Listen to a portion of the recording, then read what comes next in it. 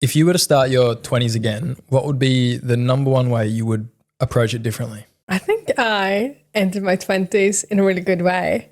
I feel that I graduated high school the year I turned 19 because I'm from Sweden. So we graduate a year later because we started a year later. So that year I worked the whole summer. And then in October, I moved to Canada, lived there for a year, traveled. So did a ski season for a year, did a road trip through North America with my friend. We visited Mexico, flew back to Canada. Yeah, I really traveled around. And I felt that turning 20, traveling, getting all the experience, what a great start, putting myself outside of my comfort zone, leaving my home, my friends, getting to know new people, new circumstances. Yeah, standing really on my own feet. Did you work or make money or anything? I did work as well, yeah. So I worked, skied. So you would have done it the same? I would have done it the same. I think it's very beneficial for you in your early years to travel or move away from your hometown or your city and get outside of your comfort zone. I think you grow a lot and you learn so much about yourself. And the world, by the sounds of it. Yeah. Well, how about you, Braden? If I were to do it again? Well, just if you were starting your 20s from scratch, you don't need to necessarily do anything differently if you don't have any regrets, but how would you look at it with a different perspective? Well, see, I wouldn't change it because obviously I wouldn't be sitting with you guys and talking and whatnot. You wouldn't be who you are today. Yeah, which all of that is cringe, right? But I could be in the exact same position, but I think so. I think my perspective has changed over time with how we've gotten older and whatnot, but like I had a pretty normal and regular sort of transition into, I went to high school, I went to uni, I got a job. Like it was very what you were supposed to do type thing, right? And maybe I would have gone against the social norms or tropes of this is what you should do, maybe. In sense of a perspective, would you have done it, like looked at it differently as in placed more value on certain things from an earlier stage? I just don't think I had much thought process of it. Like I just was just doing what we were doing and every day was a short-term win. Like you would just be thinking about the day, just be thinking about the week. You wouldn't be thinking about what life is going to be like in a year or two or whatnot. I breezed through high school. Like I did not put more effort in than I needed to. Like I did my like ATARs and whatnot, but I just breezed through. I didn't put any stress on it because I was like, if I try too hard or like I give myself a goal, then I'm going to get stressed about it. I was like, you know what? It just is what it is. I'm just going to do it. And we'll see how that goes from there. And then I got into uni and kind of just decided what subject to do. I was just like, psychology. And then I got a year 2 in and I was like, you know what? I don't like this and I don't want to do it. And I don't know why I did it because I think it was just on the spot decision. And so I pivoted, which was tough. And it was a big call to make, especially at a young age, because obviously you'd put so much time into something and being like, just rub it out and say, yeah, nah, don't worry about those last 2 years of effort. Let's do something else. So that was a tricky pivot to make. And something I was like, do I just stick it out just because it's easier? So I had to make the hard call to be able to pivot and put a little bit more work in, a little bit more time in than I may have initially done. Well, making hard calls, making risks, it's kind of a defining thing for people in their lives, especially at earlier sort of eras of their life. How did you weigh up the risk to decide to leave your home country and move? I think you can always go back. If you don't take the chance, you never know what will be and what will happen. And you can always change your mind and move back home. So if I wouldn't have taken that decision, taken that risk, my life would have been so completely different and I don't know where I would have been today. I might not even have been here today. So yeah, I think just have the mindset that if everything goes to shit and it doesn't work out, you can always go back home. How do you decide to move to Australia? So after my 1 year in Canada, I moved back home to Sweden, to Stockholm. And I felt quite lost. I think I felt that I had grown so much and so much has happened in my life during this past 4 months. And at home, everything was the same. So it was hard to fit back in. I was 21 at the time and I felt that I wanted to start studying. So I applied for a school called Berg School of Communication, which has a bachelor program. So you do 6 months in Stockholm, and then you can decide to go to Perth ECU, a school in Sydney, or a school in San Francisco, depending on what it is that you want to study. I chose to go to Perth and ECU. They have a collaboration, so 6 months Bergs. Then you finish off your other 2.5 years in Perth. And yeah, I traveled Australia when I was younger, been here several times. Why did you choose Perth over San Francisco? Or Yeah, I was about to say, it sounds like all these Perth, flash ECU, options and you picked Perth, ECU. Well, the benefit of Australia on a student visa is that you can work. Okay. In the US, on a student visa, you're not allowed to work. Yeah, right. So you just go to school, but you can't earn an income. And also, our version of HECSTEP only covered 1.5 semester at a school in the US, compared to in Australia, it covered 2 years. It was only 6 months that you had to cash up yourself. What's it like knowing no one at such a young age in a different country and having to live there? It is scary. I think you learn a lot about yourself, and that it's a difference between being alone and feeling lonely, that you can choose to be alone. You can choose to go for a walk by yourself, have a dinner or lunch by yourself, or have a day at home by yourself. And the feeling of lonely is when you don't have any support at all. And I think moving away, that you've always, at the start, before I found my friends here, that you would schedule calling with your friends back home. So you would go for a walk, chat with someone, have FaceTime calls when you had dinner, speak with your family. And then I think you just have to put yourself really outside of the comfort zone and just say, hey, do you want to go to the movies or go to the beach, have a coffee together, and take the chances to meet people? So do you reckon it's definitely made you more of a social person as an outcome from that? I think yes or no. I would say I am pretty introvert. I do like to spend my time at home, but you learn to choose when you need, take those steps to be more social. Or if you want to get friends, you just need to, it's like dating to find a person, you date to find friends. Like some friends are going to work out and some are you going to align with, some you might go and have a few catch-ups with, but you feel like we're not completely vibing. Some people continue moving away. And yeah, you just need to date your friends as well. Yeah. I think that's why we differ as well, because most of my mates are all the same guys that we knew from like primary school, like the age of 5, 6. And we've stayed mates since then. And I don't think, because I had that security, I don't think I really ventured out too much. So all throughout uni, we were still going to some of my mates, we all went to uni together. So I didn't really venture out and try and meet new people. So my circle was just the same. It was pretty small. So when I did need to talk to other people, it was kind of a bit scared off and skittish by them. Well, I feel like starting work is one of those places to definitely 100%, do that. yeah. And because, for example, we all work together and there's probably 50 people, less than 50 people who work at our place. 52. 52. But 52 people from different places. I think we have 17 or 18 different nationalities in our company. It really opens your perspective to all these other people's lives. It's so different from the bubble that we've potentially grown up in. Maybe not you with all of your travel around the world, but especially in the earlier years of your 20s, is there any people in particular that have been role models or had any imprints on how your 20s have been shaped? I'd say my partner, to be honest. We met really early when we were both in school at 17. So I feel like it was quite childish at that point still, and we're very much very boys club type thing. And that was quite toxic and unhealthy. So I think she really taught me a lot about what it is to be an adult, a man, and whatnot. And it kind of just went from there. We kind of grew up and did a lot of big things together, like graduating, uni, renting, and figuring it all out for ourselves for the first time. So I really had someone to bounce off of and sort of have that comfort zone. But again, I have a quite healthy relationship and family structure and whatnot.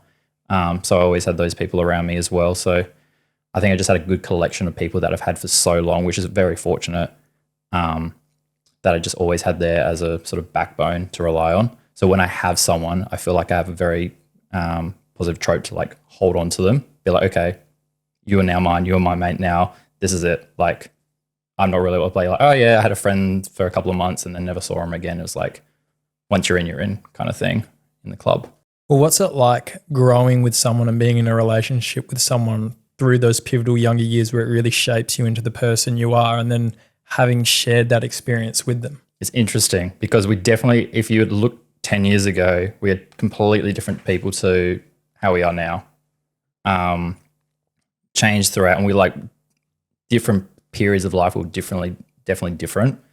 So it was kind of like dating someone differently every couple of years. But yeah, you just sort of share a similar experience with someone else. So that was quite unique. And I think it was like, there was definitely challenges, obviously, because you're so young, and you don't want to feel like you've been trapped or whatnot and want to spread wings and whatnot. But I don't think we ever felt that way because we always, like put each other together and put in front of each other, being like, this is what you want to do. We're going to help you do that and get there. I feel like either way you grow together. Yeah, to really, and that's exactly what we did. So. And every that step of the way, all the challenges, and that, you have the perspective that we're both going to change. So if we want to be in this long term, we have to accept that I'm not going to be the same person as I was when I was 17 or 18 compared to when I'm 27 or 30, that, you grow and evolve together. And then having each other's backs as well. Yeah, definitely. Yeah. And like being there to be able to push that person to do something that they wanted to do, and knowing someone so well to be able to know like how to sort of frame their mindset and whatnot, and when something's bad or when something's great and whatnot, and just sort of, just having a little pal all the time. Well, one of the things I'm starting to realize as I'm only 22, so as I'm starting to go into my 20s, is a lot of the problems I have today, or a lot of the problems that I've had in the past couple of years, at the time of the problem happening, it feels like it's a defining chapter in my life, or it feels like it could be like half the book of my life. But then in even just a couple of months' time, I look back on it and I go, oh, that's probably maybe even a paragraph, if not a sentence. It's actually not that important, and everything becomes so much more relative. And when you look at it from a bigger picture, a lot of things don't seem like it seems like you put a lot of stress on things that weren't so important.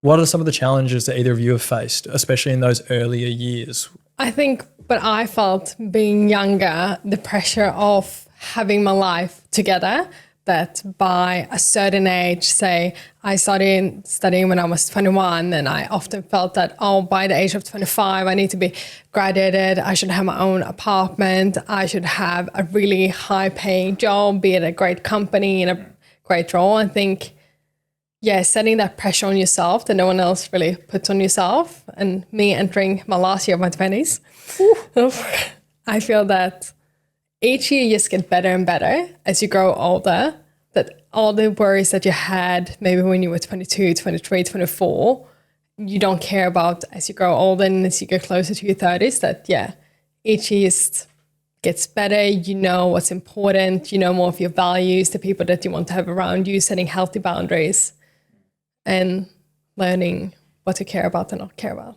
Yeah, nice. How about you, Brad? And anything in particular that comes to mind? I think I'd echo the same as Lavisa, to be honest. Yeah, trying to like align with societal norms and not getting too stressed about where you are up to and what you should be and should not be doing.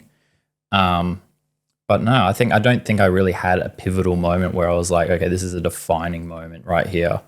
I think you just had like little bits and little hills that come up now and again. But you just plug through, and I think that makes you like the person you are by going through all that, and you come out with resilience and with different skills to take to the next sort of challenge. So when you get to that moment, you're like, okay, I know how to handle this moment now. Probably on that, one thing that I think probably was hard was the pandemic. I felt that during the pandemic that I lost 2 years of my youth, that you went into the pandemic. I was 23 when it started. And when it finished, I was almost 26. Yeah. And those 2 years kind of robbed of your youth in a weird way. And you can still go traveling and explore the world as you grow older. But I think in those early years, it's often when you want to go backpacking, go for a longer trip, maybe have a job that is more casual. Yeah. So that's probably the only thing I can think of really learning to let go of the pressures, social norms, and just enjoy the ride, and whatever's meant to be will always be and happen for you. For me, it was all right because I was 17 when it started, and it meant that for our Easter first semester, or what are they called, first term break for school, we had like a 7-week Easter holidays. So it was actually pretty chill. But then definitely in the later years, I definitely noticed that. You would have then turned 18 and then would have missed out on going out to a bar or a nightclub or the casino. Perth was all right to start with it. Like everything didn't shut down for quite a while, and then when it did, it was only a few weeks. Like I remember going to the court for my 18th birthday, like 1 week after mock exams for ATAR, and doing all that. But then things like traveling either to Europe for water polo, which I was playing at the time, or looking at trying to go to the States for a scholarship for water polo, or even just going to New Zealand to see my best mate who lives in New Zealand and potentially looking at Otago University there. Like all of those options all of a sudden were just gone. Actually, I was in my last year at uni when that started and whatnot. One of the units that we could do to like finish off the degree was there was a unit in, I can't even remember now. I think it was somewhere in Germany, and like an exchange program. Yeah, and it would have accounted for a few of the units, and it was about 6 weeks, I think. And I was like, oh, should I do it? Do I want to do it? Do I want to be away for that long by myself? And that was probably a moment where I would have definitely benefited from. But then I was like, oh, do I apply? Applied for it. And then everything happened and whatnot. And then I was like, oh, well, this is not happening. And so part of me was kind of glad because I was quite nervous and scared about doing it and didn't know if I really wanted to, but thought that maybe this is something that I should do or have exposure to. But then obviously didn't eventuate, so I then felt a bit robbed from it. But I think it definitely made me a bit of a hermit after that because I was like, okay, now we don't need to go out. We don't need to socialize as much. So I think it actually put me in a really bad like health-wise. Like I didn't exercise as much, wasn't being as social anymore. And then when it sort of ended, it was like, okay, now these habits are sort of solidified. So now this is how I've kind of been now, and it was really hard to try and break, and I'm still trying to break it, especially the exercising part as well. Like I had a really good routine beforehand, and then I found an excuse really to just not do it. And then, trying to snap back into it has just been a really challenge, and that's probably my big challenge now at the moment. Well, what are some of the other ways you're trying to snap out of it, apart from just exercise? Is it in terms of being more social? Is it... Not the fact of being social. I think I've sort of cracked that. It's more so the trying to. I can find excuses for myself, and I don't think I have a great willpower. Like I can, if something's too hard, I'll be like, yeah, okay, I'm out, kind of thing. And I don't really have someone pushing me, in an exercise sort of like environment or whatnot, because I usually do it solo or by myself. So if I'm like, oh, I'm tired, I'm gonna stop. When no one's there being like, no, keep going, which is something I did very early when I was going to the gym. I had a trainer and whatnot, and I had mates, but we were doing it together. And it was always like getting picked up by the other person and getting like have that momentum. But yeah, when I started doing solo, I was like, but do you think that's something that also just happens as you get older as well, that there's no one really to hold you accountable? Because in the younger years, you have all your friends doing the sports, you have all your social sports through high school, you have maybe sports coach from social or club sport you're playing potentially. And then as you get older and older and you stop doing those things, then there's less opportunities for that in your life. Yeah, definitely. I definitely agree with that because you're not going to have everyone there all the time, right? So you got to learn how to push yourself and find a motivator, find a goal that you can reach and be able to push yourself to that. And that's probably now being mid to late 20s, that's probably like still a goal that I'm trying to achieve in this sort of period of life, being like, get a good healthy habit now so I can keep taking it further on. And just finding the power within yourself to keep going. And well, wouldn't you say that's what being an adult is? It's the accountability and having responsibility for your own life. And the responsibility for others as well. And which is what I've been learned, buying a house recently was... And proposing. Congratulations as well. Thank you very much. I've got the ring on at the moment. Wow. And that's something that I've kind of had, like, I'm responsible for others now, like, right? Like if anything happened to me, I got hit by a bus, right? Then Claire now has the mortgage to deal with by herself, kind of thing, right? Like, Or little Braden one day. yeah, well, anything like that, right? Like now, I can't just disappear off the earth because there are consequences for that. So it's navigating away and being. It's not just about me; it's about others as well, and obviously everyone else like cares about you as well. Sees benefit from that. But yeah, now definitely having like a big mortgage that's very scary. But yeah, you gotta like definitely be there for him to cover and whatnot. So don't put that pressure on someone else. Well, I know something you've been doing a lot recently is your endurance training for sport. You did a half marathon last year and you're training up to do one next month. Yes. What are the lessons you've learned from doing that? I think growing up, I never really played team sports. I tried soccer, handball, floorball, so many various sports, dancing. But I had my own horses and I was competing in show jumping. And I think that's more of it's not really a team sport. So you need to have so much discipline, dedication. Doesn't matter if it's snowing, raining, sunshine. You always need to go and exercise your pony. So really have schedule, dedication, time management. And I think something that I've enjoyed now with the running is that push that I need to put on myself mentally, but also the dedication. You have your schedule, you follow it. You have some bad days, some great days, but you don't have to be accountable on someone else. It's you and yourself. And making sure that you put on the shoes, go out, you do your training, feel the reward afterwards. No excuses. And it's a momentum thing?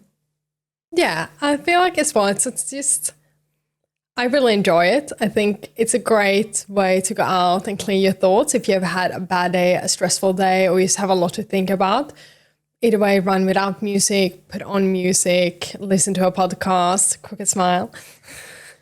Actually, that's a debate in itself, the music v no music. Yeah, well, I was serial for every time I went to the gym, headphones in, listening to music. And even when I started running, because I only started running properly last year because I grew up playing water sports and you can't wear headphones playing water sports. But running, I started with headphones, but then I felt like it was distracting me from like clearing my thoughts, what you're talking about right then. So just then. So I feel like when you're running or even in the gym, having headphones in, it distracts you from kind of being present with what you're doing. And I think the whole point of what you're doing is you're not only training your body physically, but you're also training your mind. Yeah. And one of the best things you can do is have time alone with your own thoughts. And it's something we've been talking a lot about on the podcast recently is today's society is basically an attention economy where everyone's bidding for your attention, whether it's your social media on your phone or it's this company trying to sell you that product that they want you to use.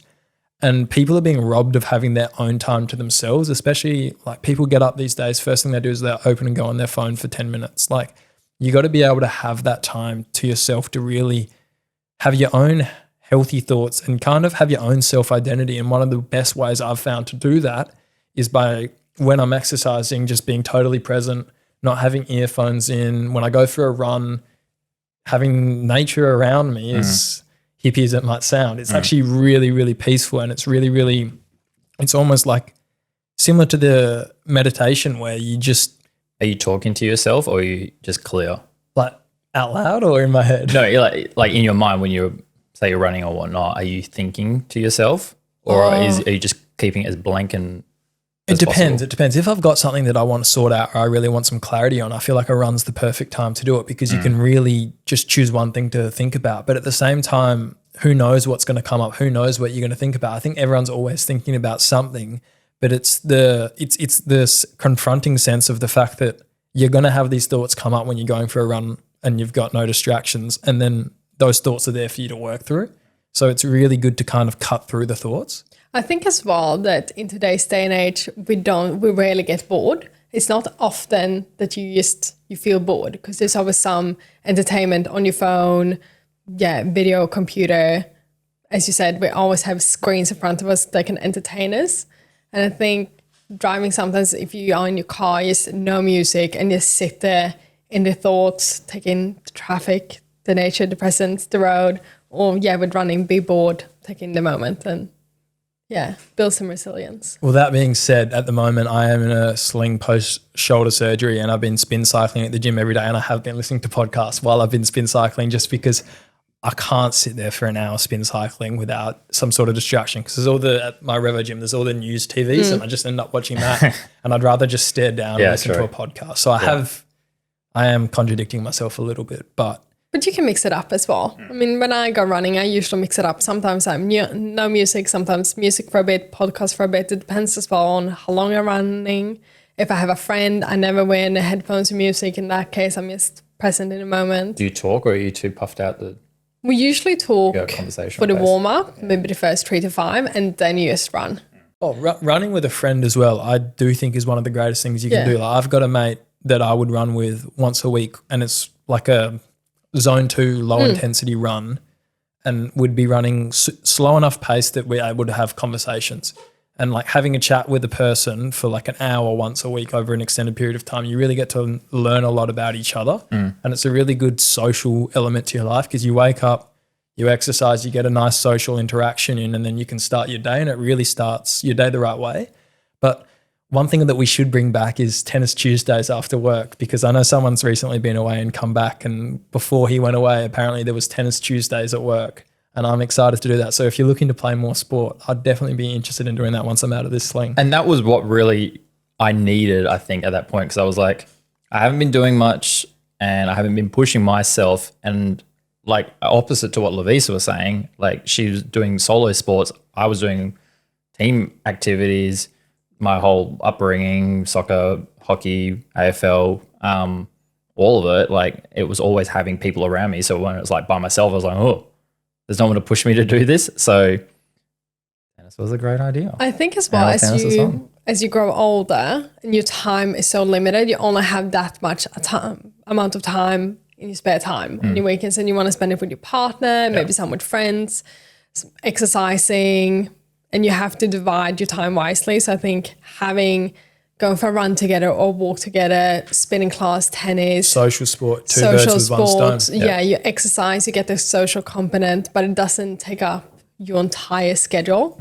Yeah. Well, there's a lot of studies that have been coming out in the last year, and I know it's a bit more men specific, but the need for guys to have social interactions with other guys like regularly throughout a week, and social sport being one of the most successful ways of doing that and like increasing men's mental health is like 3 times a week, isn't it, the benchmark or something? I think it's like 2 to 3 interactions with like a group of guys is so good for men's mental health these days, because you can, and I'm sure it's the same for women as well, but today's society where you're always on your phone and you've always got a million things on, you can start to get pretty lonely because you've never actually get to stop and have a proper conversation with someone about what's going on with you, how you're going, how's your life, because you're always so busy with everything that you forget to actually take that sort of self-care for yourself.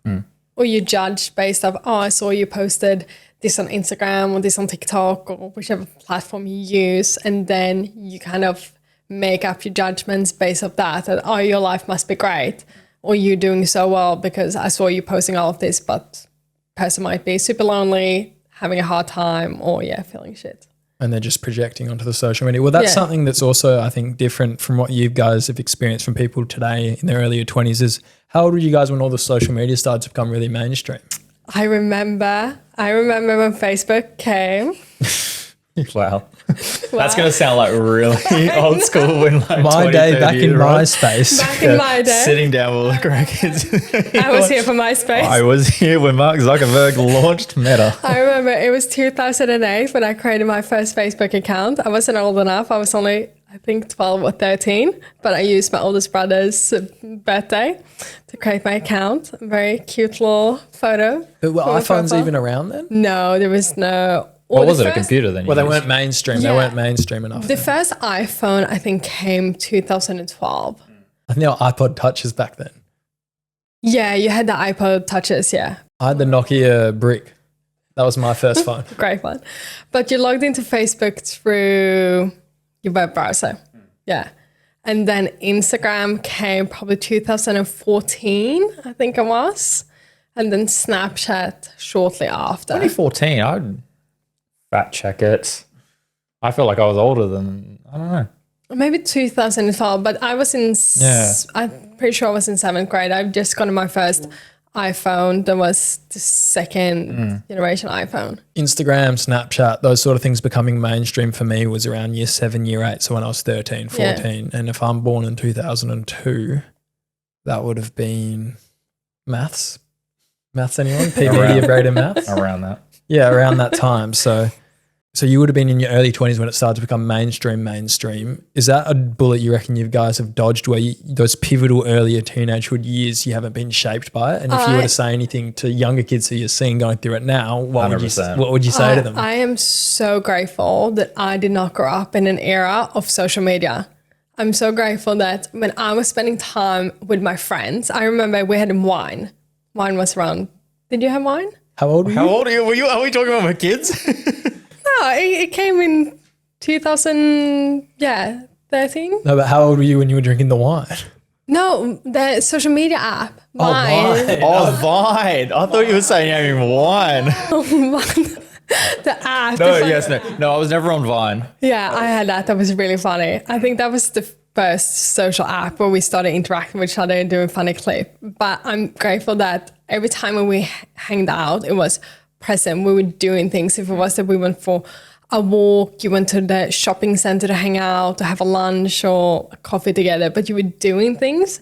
And when you were talking, you weren't sitting on screens together. And sometimes what I often reflect on today when I drive to work and I see high schoolers or teenagers and they all sit at a bus stop and they're all on their phones together. Compared when I went to school and was waiting at the bus stop, we would play a game or interact with each other. Or you see really young kids already addicted to the phones, social media, presence. So you're saying the pressure. It's making everyone grow up more antisocial. I think so. I also think that you grow up sometimes maybe too fast, that you don't learn to be bored, that you don't learn social skills maybe. You don't learn to read if people are happy, sad, angry, upset, or to just properly ask, how are you going today? Yeah, I think it's blocking you finding yourself. Yeah. You're like trying to imitate others too much. You don't ever consider, who am I? What am I? What is this? Find your own personal style or what are my opinions and my thoughts. So how do we combat something like that for younger people today? Is there a way to do it? I think it's too far gone. Well, there's the social media ban for 16s and unders coming into play. Yes, but still, I think it's too integrated now. Too integrated into society now to turn back. So if you can't turn back, then you have to keep going forward with a bit more of a healthy mindset. So I think it's changing maybe how things are, people are interacting on it, maybe it's usage, maybe it's, but a big topic is obviously censorship and people being governed and whatnot. So people are really opposed to that and having the freedom to do what they want and however long they want to do it for. So I feel like we're at a time now where it's just... But it's scary at the same time because say you have a 5-year-old who can't tell if Santa Claus isn't real or not, and then all of a sudden he's getting a Google search. He has Google, and then but all of a sudden he has Google, and then he's got all of this random stuff that could be like novels or like Instagram reels that are like just complete piss takes of like a concept or something, and they'll see it as if it's like reality, and the imprint that it has on younger people at the same time can be very scary. So I think it's a very fine line between censorship and letting people be able to see whatever they want and the freedom for that.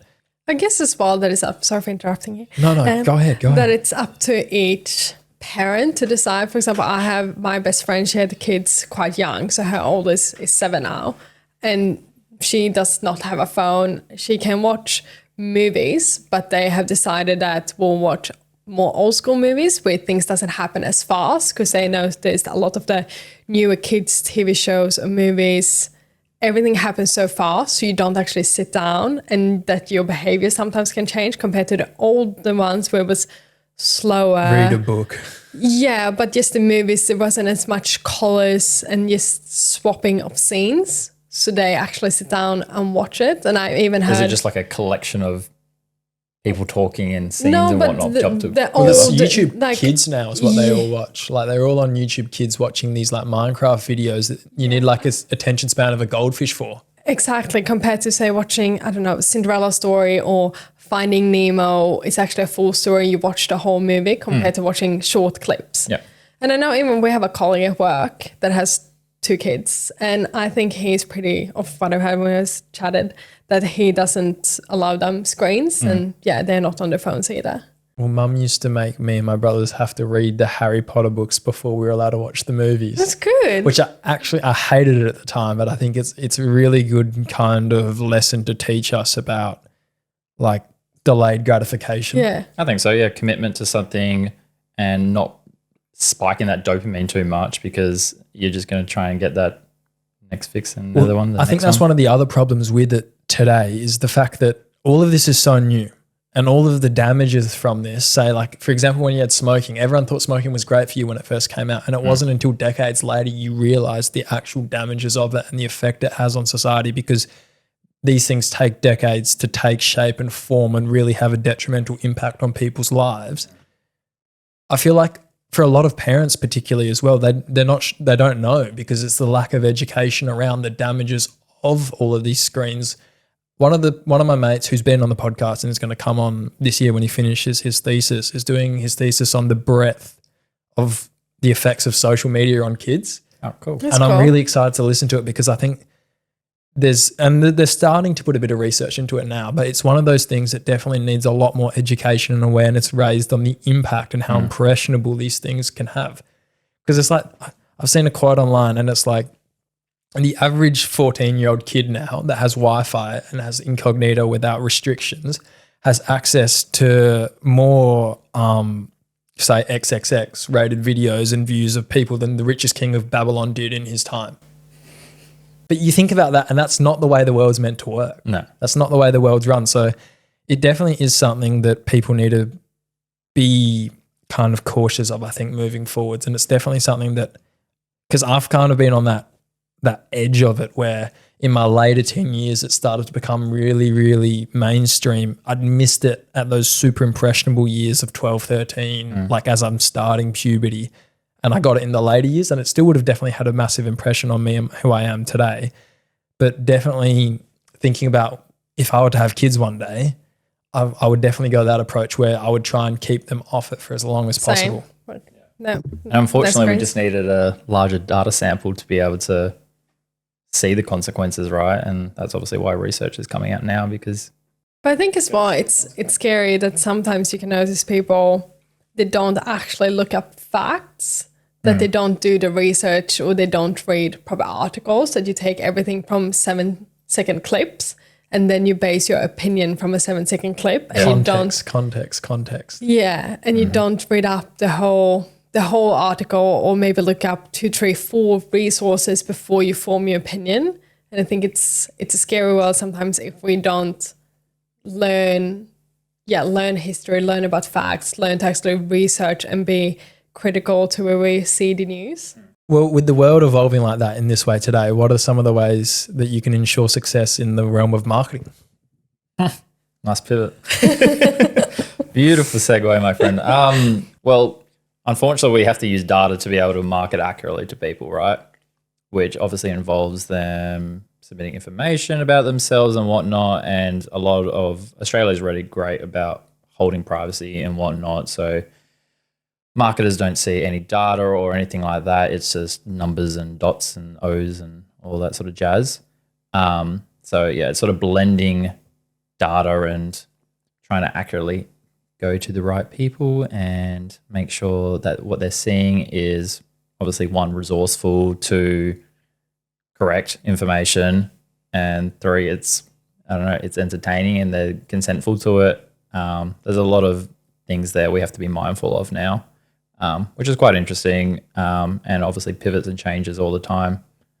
Well, I'm very new into the marketing scene, but one of the things I've noticed is definitely a massive push towards tangible metrics versus the intangibles, which was kind of the old school marketing, whether it was like a ad in a newspaper and who knows how many people actually read the ad, or it was a billboard somewhere and you couldn't actually track who drove past that billboard. And like, I'm finding all of that stuff now super fascinating with how it's going. I don't know if either of you, obviously you probably would have, know whether it's going to be on apps, YouTube, Spotify. How's the future of marketing going to be tracked? future of marketing will continue to be tracked through the data that you have collected, and it's just being smarter with it, and making the best use of who you're going towards.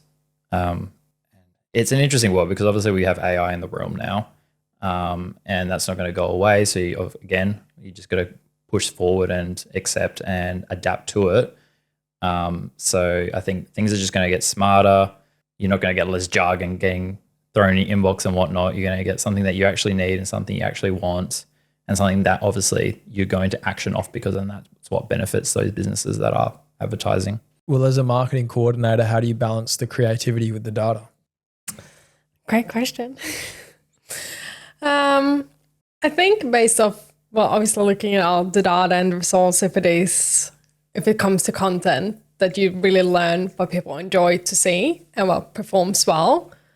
So based off that, you can tailor your content to better suit your audience, or depending of the day of time, there's some contents that's really good on a Monday compared to a Tuesday. So you learn your audience, the engagement they have.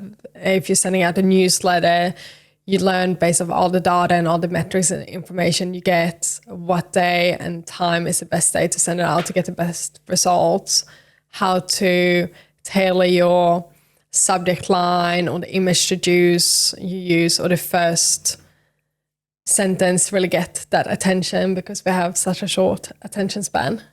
Well, with everyone having the same access to sort of similar AI programs and the same data, how do you maintain that unique selling point, say if you were a marketing company? You still have to have the human touch. I think AI can be a great assistance and tool, but we're still speaking to humans. So it's still humans having a conversation or interaction with another human. So you still know how to speak to them. And I think you always need to add on that human touch. There's so much content out there that it's just going to get lost if you don't stand out. Yeah. All right. So you got, most businesses should be digital, and they should be advertising. So if you have every single player in the field, and you've got your audience that you're talking to, how are you going to stand out? And if you're just a generic AI-based result, then people are smart enough now to know to see that and identify that and then dismiss it. So it's terrible for the brand health, and you just got to stick to your guns, stick to your personality, and that will shine through in your results as well. So obviously if you got terrible creative, you got terrible copy and whatnot, you're not going to do anything well with it. But you also need the right data as well to get that person right, because if you're just throwing the fishing line out to the wide ocean, you might catch something. But if you've got like a tiny pool with heaps of fish in it that want that bait, then you have more chance of success. So it's finding the right audience, nurturing that audience, and targeting that audience through creative, copy, audiences, and the results will shine through that. Bringing them on a great journey and customer experience. Yeah, exactly. You want to have a great interaction with a brand. No one wants to have a poor experience, and obviously they won't come back if they have a poor experience. So you definitely got to nurture them through being introduced to the brand, their consideration phase, and then eventually them making an action. And you got to nurture them through that, whether that's through informational base, whether that's more like engagement, entertaining ways. Depends what type of business you are, but you just got to nurture them through until that end point, because there's, again, lots of things going on in the world, lots of content, lots of touch points. So you got to hit people all the time, whether it's on their phone, on the train going to work, whether it's at their desk, on their laptop at work, or if it's them coming home and watching TV. We got to follow them through that journey to sort of nurture them, say who we are, why you should pick us, and then results will come. Well, pivoting away from the marketing a little bit, one of the things that I admire about you is that you're engaged, but also that you've got your own house and you're renovating it. Talk me through the process of doing that in your 20s. Big year. Big year was 2024. Lots happens. Very fortunate, very lucky. We had a great, lucky circumstance, and great people around us to be able to help us get to where we are. So, the proposal was fun.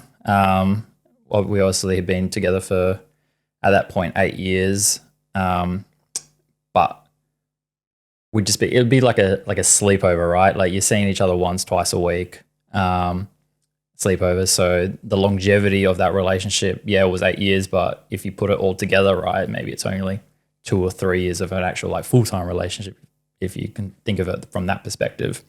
So we definitely wanted to like move out and live together before we made that decision.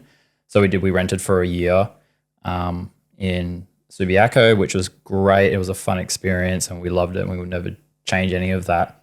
But obviously it wasn't like a long-term goal, a long-term plan. It was basically just to see how we could live together, if we could live together. And I think it was definitely the next step that we really needed to push. Because again, if you're buying a house with a partner, I didn't really want to put that investment in and then you moved in. You were like, this is terrible. We don't work together in a mundane, functioning household. So we just needed to see if that worked before we could then take the next step, which we did. Tick, was success. So yeah, went through the steps of the proposal, which was fun. But again, going against societal norms, we wanted that to be a experience together because it was both a decision for the both of us, right? It's not like, here's a gift, this is what I'm giving you, do you want to be with me for life type thing. Like, no, there was a decision between the both of us. So we went through the ropes of going to see a jeweler and customizing and making a ring. So we had decided before that, but then I still wanted to have some romanticism about it. So I was like, okay, we'll get to the point of designing the ring, we'll be happy with it, and then you're out of the picture. I'll deal with we got the final, like we got a sketch design, got ticked off. Okay, cool, but you don't get to see the ring. You don't pay for it, obviously, or anything like that. And then you don't know when I have it because, again, they said, oh, it'll be a couple of months or whatnot.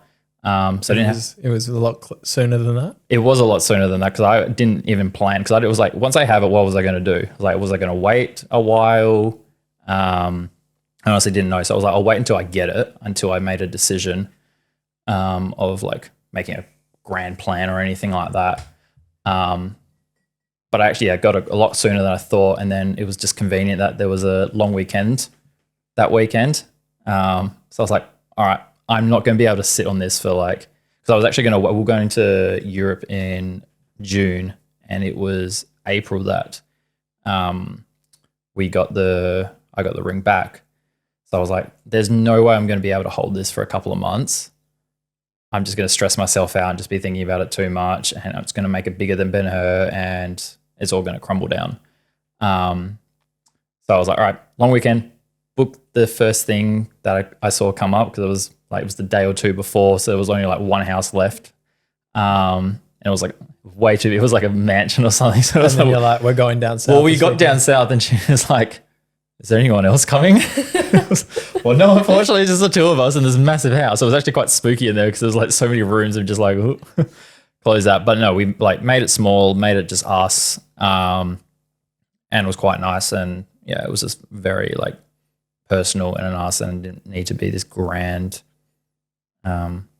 showcase of entertainment. I think that's a very nice way to do it. Did you do it small, personal, just the two of you enjoying the moment? There was a little balcony it was like a little balcony over a lake that the property had. So we just walked down there in the morning and got on one knee.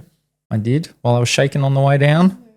Very nervous. I honestly don't think I slept that night. And then I like woke up and like got changed really quickly and made myself look nice. So like, we're going out somewhere nice. And she's like, oh, okay. So here's a question that I probably would love the context for. You know she's going to say yes because you've been planning it all together. What are you shaking? What are you super nervous about? It's just an interesting thing to say, right? And it's very formal, it feels. And I think I just wanted the experience to be good. Maybe excitement as well. Just like, come on, I just want to like do it. Let's not like get it over and done with kind of thing. But like, I was just thinking of endpoint, like the build up, I think was a lot. And it's like waiting the next, okay, it's going to be tomorrow. How am I going to do it? And then, I think it's just psyching myself out a bit too much. And I just like needed to bring it back. It's like, okay, it's just you and I. There's no one around us. There's nothing going on. It's just like, it's just us kind of thing. So awesome. Yeah, so it was fun. Once in a lifetime thing that you do. Let's hope so. Yeah. But yeah, no, then we're lucky enough to then get the house towards the end of that year because we went on holiday for the month. We're not thinking about anything because we moved out of Subi at the end of 2023. So we moved back in with our parents in 2024 because the lease had come up and it was like, do we want to renew for another year? We're going on a lot of trips last year. So I was like, well, we're going to be throwing away. It was about 6 weeks worth of rent that we'll be paying for. And I did the maths for that whole year of how much we'd saved while still renting. I was like, okay, if we can do that for this year, for 2024, plus all the expenses, then we'll have enough to be able to afford a place by the end of the year. So some quick fun maths. Didn't plan out probably exactly to how I budgeted it, but it definitely really helped. So we were had saved up previously for the holiday, got that out of the way with. It was a great experience. And then once we came back, we're like, okay, cool, let's start looking at places. But it's such a hard thing to do because you're like looking at this place with 30 other people and you have to kind of make a decision right then and there on the spot whether or not you want to live there for rest of your life. And it's so hard because it's probably designed like how someone else is living in it. So you are too busy looking at their furniture and being like, oh, I wouldn't design it like that. This looks terrible. You don't really know the suburb well. Like you can do research and look beforehand and afterwards and whatnot, but it's not until you're actually there living with all the furniture, with the house painted. Yeah, exactly. And being able to sort of see what it kind of feels like. But yeah, no, we're quite fortunate to get something reasonably early in our purchase journey. So maybe it was a couple of months in, something perfect just came up and we're lucky enough to had a relation previously with the real estate agent.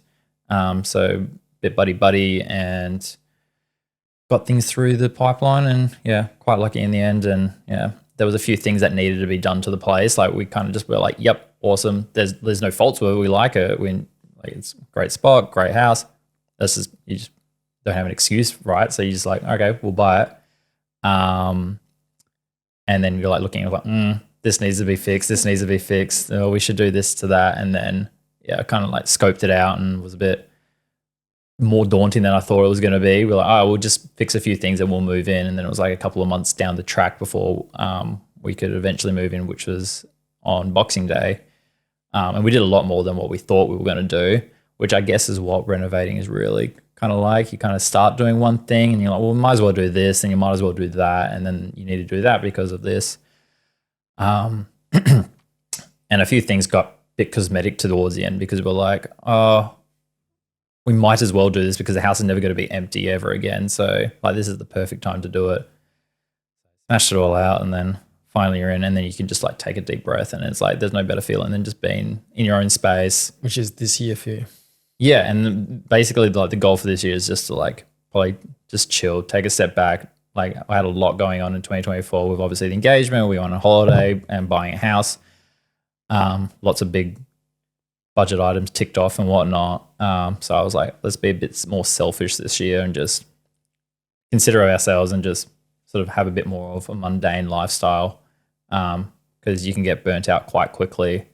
Yeah, that's really awesome. Thank you for sharing that. I appreciate it. Oh, that's my year in a summary, mate. That's the what's the Spotify Wrapped of my life for 2024. How are you going to top it this year? Well, I was going to say, moving the conversation towards you, Lavisa, how do you decide Perth is the place that you want to stay in and you want to move to and grow up, like have your life in for the rest of your life potentially? Funny question. When I was still studying, because I graduated the year of 2020, mid-pandemic, and I always, when I first moved to Perth, the first 6 months, I hated it here. I thought this was a shit place. Why? Just because it was quiet or just? Because when I moved here, my dad and I would travel. We landed in Sydney and then we traveled Brisbane from Sydney up to Central Coast. We went inland to visit family and friends. We did Brisbane, Cairns, Alice Springs, Melbourne. Byron Bay, Gold Coast. We traveled around a lot. Wow. And I was visiting friends that I've lived with in Canada, in Brisbane, Gold Coast, Melbourne, Sydney, went to the Australian Open. I had such a great time traveling around. And then we land in Perth and we take the taxi from the airport to our hotel, and then we go out for dinner. And I'm just thinking, is this it? Is this the city? Like, is there nothing else? Gave it the first 6 months. I felt that the first 6 months was kind of hard, just finding my feet. I was living at camp. What season was it? It was summer, so it was February. Yeah. So it was nice and warm going to the beach, but I was living at campus. Just hard time finding friends that you really wanted to bond with. I felt that a lot of the people that I was studying with in my class or those first units, they were all a lot younger than me. So they were 17, 18, and I was 21. So yeah, it took some time to acclimatize. But then for my second semester, I rented an apartment by the coast. I had found friends. I had a friend that came and stayed with me, and I felt like I really found my feet in Perth and started to enjoy it a lot. And I swapped the perception of it to do the best of the situation, and you have to go and make it good. You can't just complain. Then as I was going to it, graduating, I really wanted to move to Melbourne or Sydney because I felt that there was more opportunities within marketing on the East Coast. But that got scrapped because of the pandemic. Stayed here, found a lot of good close friends, and I started to really enjoy Perth more and more. And I think I got into the lifestyle of Perth and found What the is the charm of it. lifestyle of Perth? The lifestyle of Perth, well, It's very different to the rest of the world because it's very different to the rest of the world because we're so isolated, but then at the same time, everyone knows everyone, and it's not a tiny city in the sense that we've got 2 million people here. It's a unique bubble that you probably don't get anywhere else. no, I was shocked first Easter spent here that everything was closed over Easter or some public holidays that everything is just shut. Yeah. It surprised Sunday me. shops used to all be shut. Yeah. Like on a Tuesday night at 9 o'clock, you probably can't go anywhere. Whereas you've told me in Sweden, there'd be like cafes for Yeah. youth that you could go to. Yeah. You could hang out until like 2 a.m. Yeah. But I think I really got into getting up early. You go for a walk, a workout class, you go to the beach, and getting into slowing down that you can enjoy a calmer lifestyle and finding your areas in Perth that you like. I think that's the thing you really have to do to enjoy Perth. You have to find your favorite cafes or coffee shops. For example, I love going to Hyde Park, and then you go to Shoe Bakery, get a nice little pastry and a coffee. You walk around, you sit in the park. Or if you enjoy going to Leadville for dinner there, you just have to find your areas of what you enjoy to do.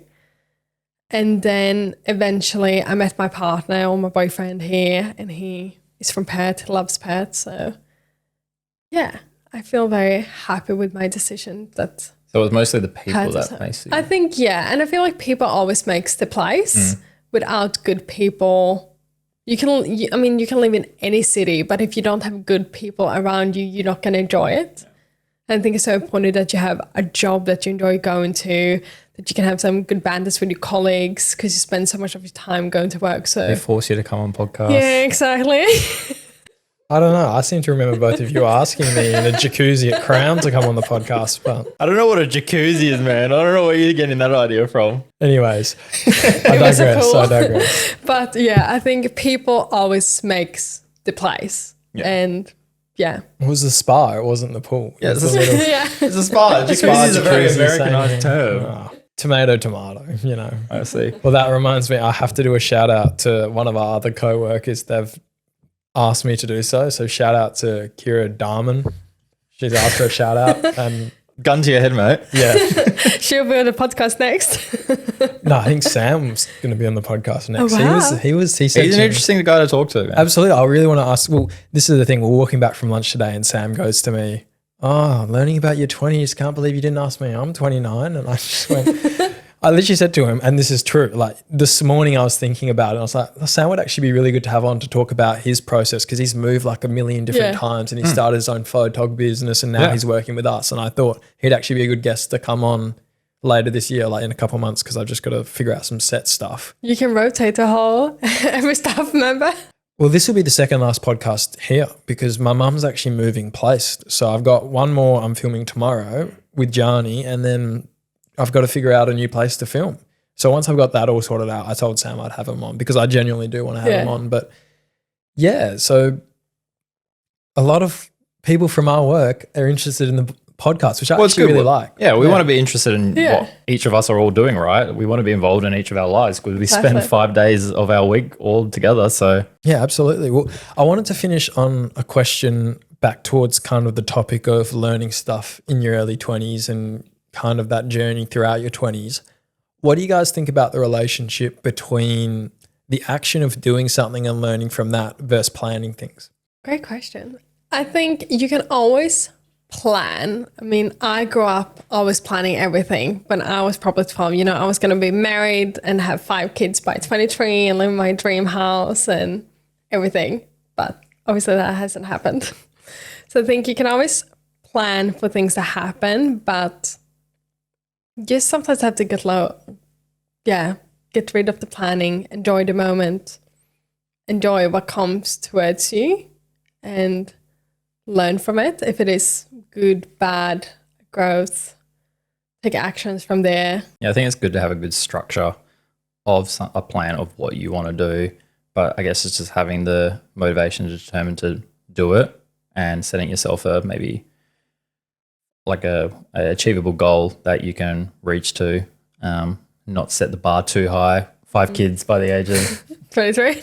So as I was like you got to set yourself an achievable goal. And I guess there's perspective as well of the time and place that you're in now, being like, okay, how us in our late 20s now, what do we see for ourselves in 10 years time? Maybe it will be completely different. I can assure you from what will be in 10 years time, right? Because there's so many micro factors that are going to take place. So no one can predict the future. So many sliding door moments as well. I think everything always happens for a reason. And I think you just take every opportunity that comes your way.